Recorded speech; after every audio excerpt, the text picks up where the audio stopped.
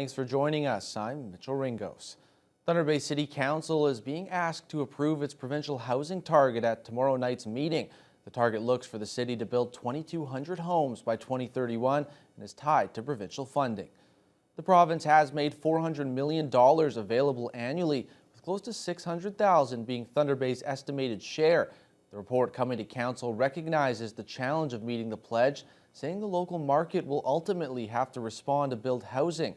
Some city tactics for meeting the target will include streamlining building permits and identifying underutilized sites in Thunder Bay for development. It's part of a larger provincial commitment to build 1.5 million homes over the next 8 years. The St. Lawrence Seaway has shut down as hundreds of workers walked off the job today. The Seaway is the largest shipping route that connects the Atlantic Ocean and the Great Lakes. And at 12:01 this morning, it closed. Matt Gilmore has the details. A noisy picket line. Honestly, we're in it for the long haul. And behind this guarded gate, the St. Lambert Locks and St. Lawrence Seaway are quiet. Now that the strike has been initiated, it's clear that there's going to be a massive impact, clearly, on the commercial flow of key goods. The St. Lawrence Seaway is the main shipping route connecting eastern and western Canada and the industrial Midwest of the United States with the rest of the world. Between Montreal and Lake Erie, a series of locks manage the water level, lifting and lowering ships a total of 183 meters. These engineers and skilled laborers make that happen and are demanding higher salaries. Obviously, inflation has hit really hard and whatnot, so we're asking for salary increases. We're not quite at the maximum of inflation, but we are asking a significant amount to catch up to what we've been losing for the past 3 years. The Seaway is owned by the federal government, but is managed by a private not-for-profit. The company says its employees are already paid above industry standard, and it cannot afford the union's demands. We've been literally paying our employee above or ahead of the CPI and so on and so forth. So the catch-up ground is not the same. The Seaway company estimates it's at the center of roughly $66 billion worth of economic activity, including shipping grain from Western Canada. The Chamber of Marine Commerce is calling on the federal government to intervene. Grain is critical right now, especially with the disruption of global supplies with the Ukraine crisis.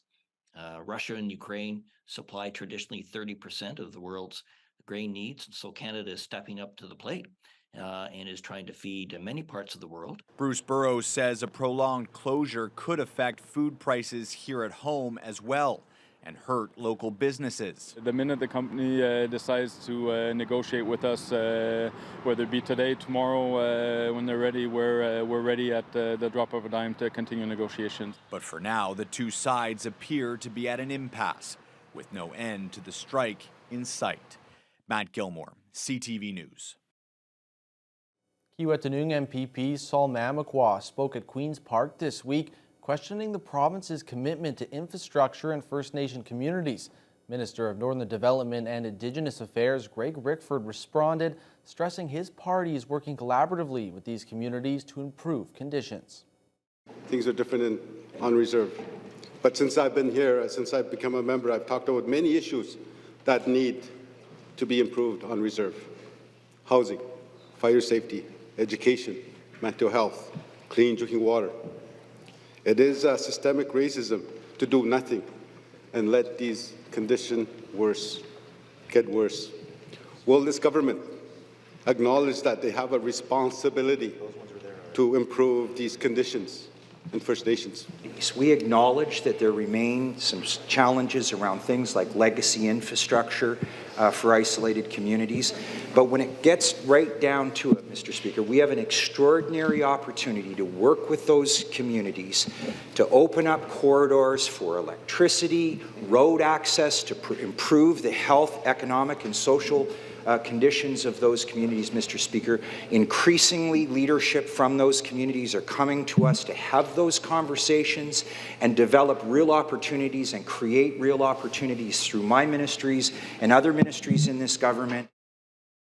Students in Bigtagong, Anishinaabe, formerly known as Pick River First Nation, were hoping to start the school year in a brand new building, but supply chain and labor issues have delayed the project's completion.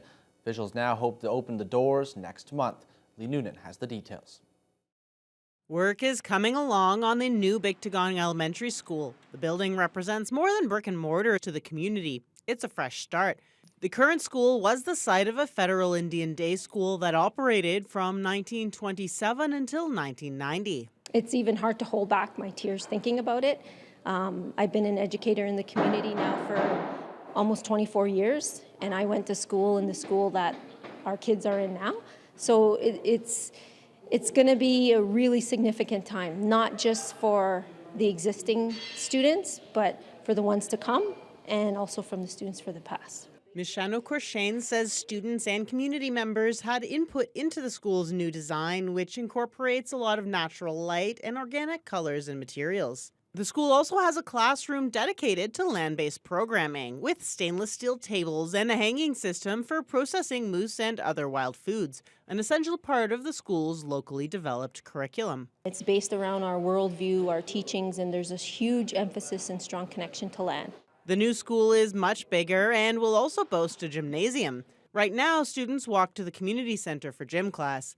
Kids we spoke to say their current school is crowded and gets cold in the winter, and they're excited about all the new space. We have a lot of people, so there's like a bunch of desks everywhere, and we have one wall with our calendar, and our rug takes a lot of our space. And when we do gym, we are like all crowded. There are roughly 75 students enrolled now. The new school has space for 100 more. Kids and adults alike are eager to see the building complete.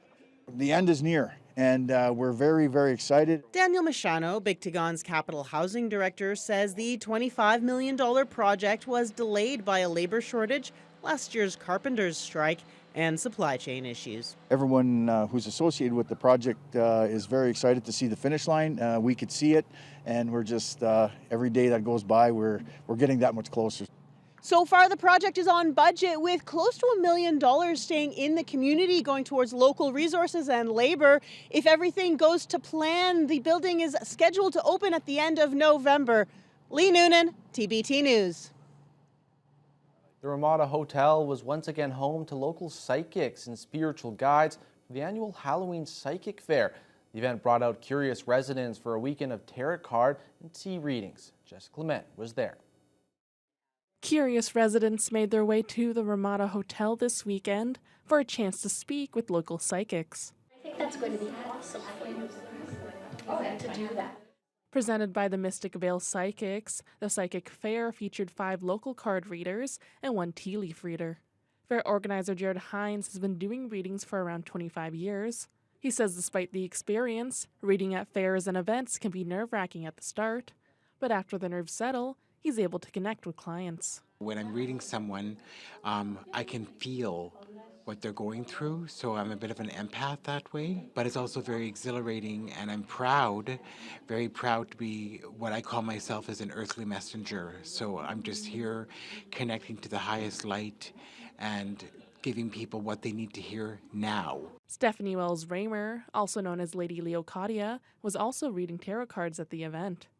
She says there's a lot that goes into readings, which could take around 30 minutes to an hour to complete. Whether somebody who has passed on, so we may be connecting to that kind of energy.